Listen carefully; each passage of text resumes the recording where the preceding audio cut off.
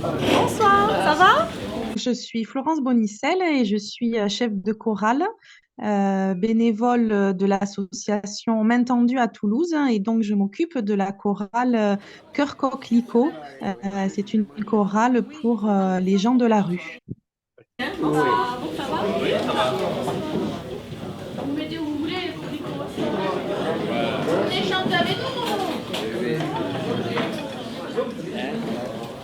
Alors au début, c'est vrai que les gens de la rue sont assez timides. C'est pas toujours évident de les faire venir à la chorale, puisqu'il y a quand même une démarche pour sortir un petit peu de sa zone de confort et c'est jamais facile pour personne et peut-être encore plus pour ces gens-là qui sont souvent rejetés, marginalisés. J'ai 60 ans, 20 ans de rue, c'est bon, ça m'a suffi, je suis fatigué.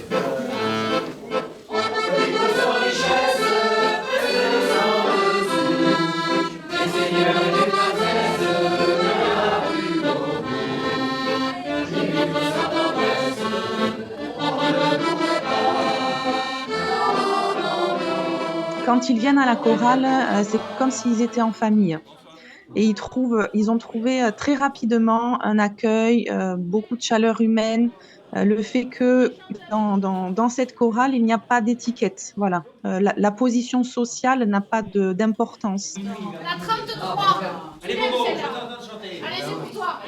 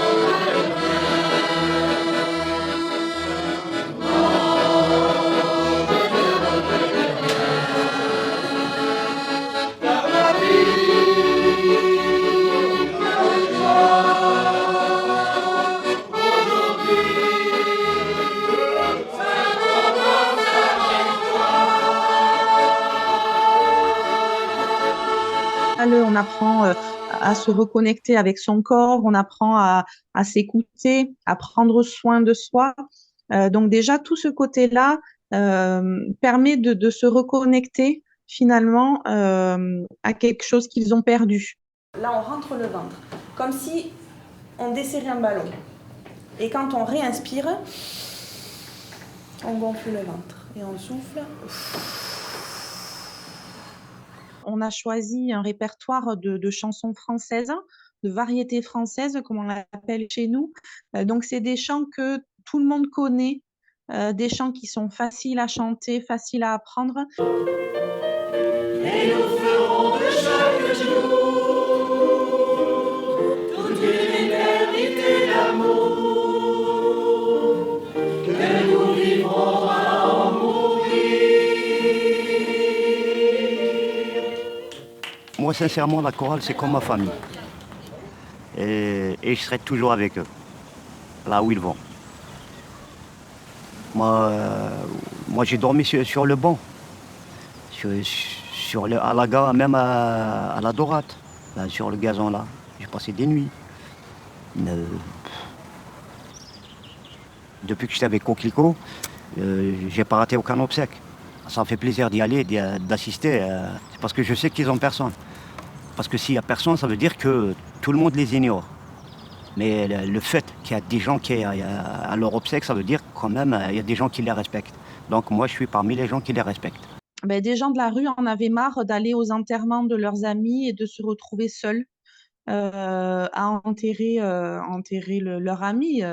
Et pour eux, c'était très difficile de vivre cela, parce qu'en effet, c'est des obsèques qui durent pas très longtemps, mais parfois, il y a une personne, juste la personne qui célèbre la cérémonie. Et donc, la chorale vient en appui chanter.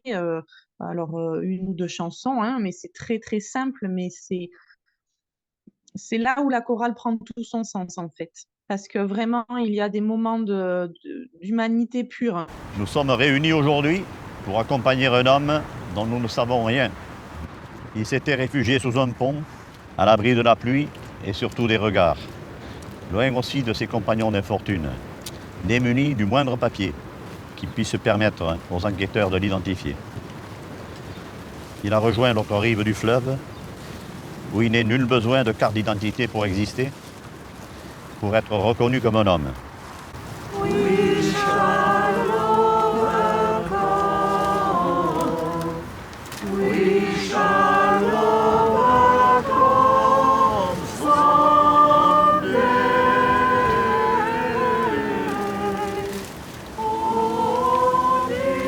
Dominique, c'était un gars qui faisait partie de la maison Goudouli. C'est une maison qui accueille des personnes que personne ne veut en fait. Et il y a une soirée en particulier où il y avait Dominique qui était là du coup. Et dès le début, il m'a émue en fait. Et c'est rien que d'en parler, ça m'émeut encore. On sentait qu'il était vraiment perdu et pourtant il y mettait un cœur, mais il était hyper enthousiaste et il est décédé 1 an après, quelques mois après même. Et là j'ai compris un peu tout le lien qu'il y a entre la chorale et notre présence lors des obsèques. Et du coup, notre présence aujourd'hui quand on prend soin des tombes de ces personnes-là.